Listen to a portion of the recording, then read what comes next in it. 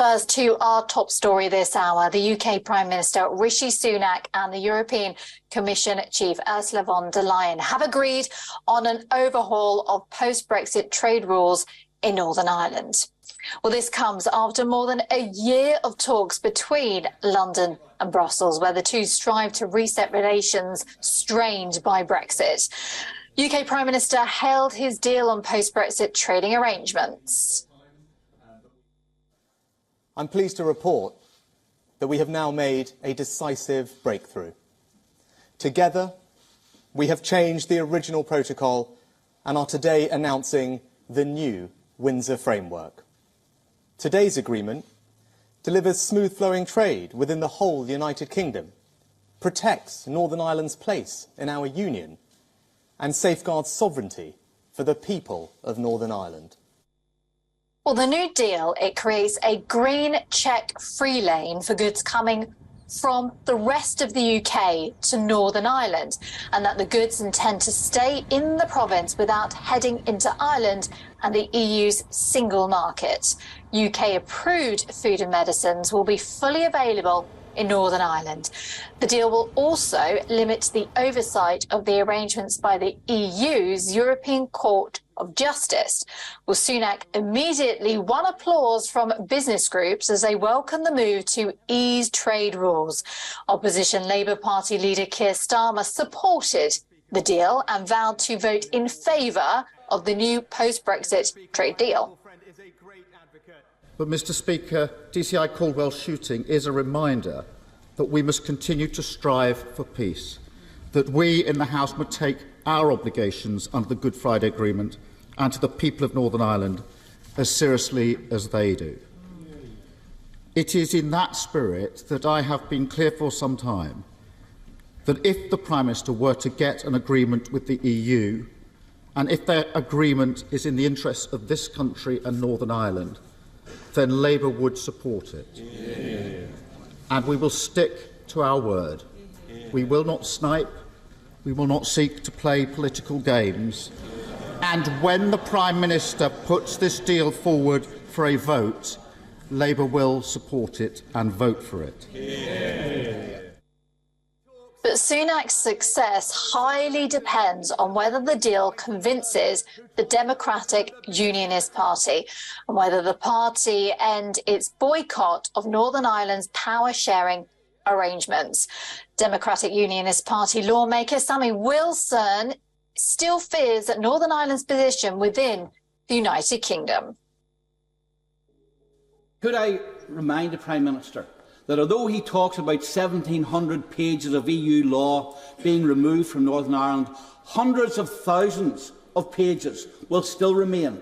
Border posts are still being planned to be built, and the Prime Minister has admitted that future EU laws will apply to Northern Ireland unless, under paragraph 52, his government decides not to proceed with law changes for the United Kingdom as a whole, or he vetoes EU proposals in the Joint Committee.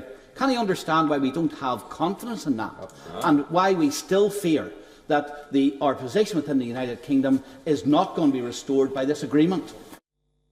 OK, well, let's bear that in mind now as we chat to Pat Breen, the former Ireland Minister for Trade, Business, Employment and EU Digital Affairs, joining us live now from County Clare, West Ireland. A very warm welcome to you. So really a lot still depends on the DUP.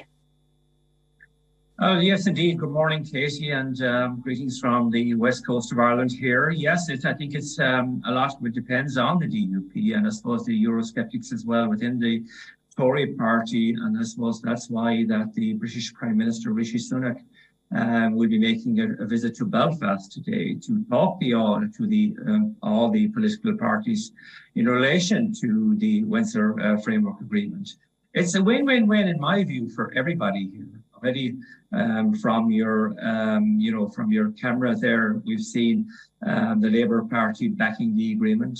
Many of my own party here in government here in Ireland, the government is backing the agreement. The Prime Minister, Leo Varadkar, has said it's a win-win-win for everybody, and it's a game changer. So I suppose the coming weeks are going to be extremely important for to get this agreement through. It's a once-in-a-lifetime opportunity, and has come as after a lot of negotiations between the EU and the UK. And it's coming at a very strategic time as well, because I think it's important for all of us that we strengthen and reignite our relationships between the UK and EU, and also for the relationship between Ireland and the UK, which have been, hurt in recent times. So it's a milestone, I believe, and it's being welcomed by everybody at both sides of the Irish Sea. But that's the point, is it? Is it welcomed by everybody? You said it's a win-win-win, it's a game changer, a milestone, and a lot of people are in favour of this. That's certainly correct. But there is still a chance that not everybody is going to like this. Well, of course, you'll never get an agreement that's perfect out there. But what it does, I think that's extremely important, it does what the people of Northern Ireland wanted.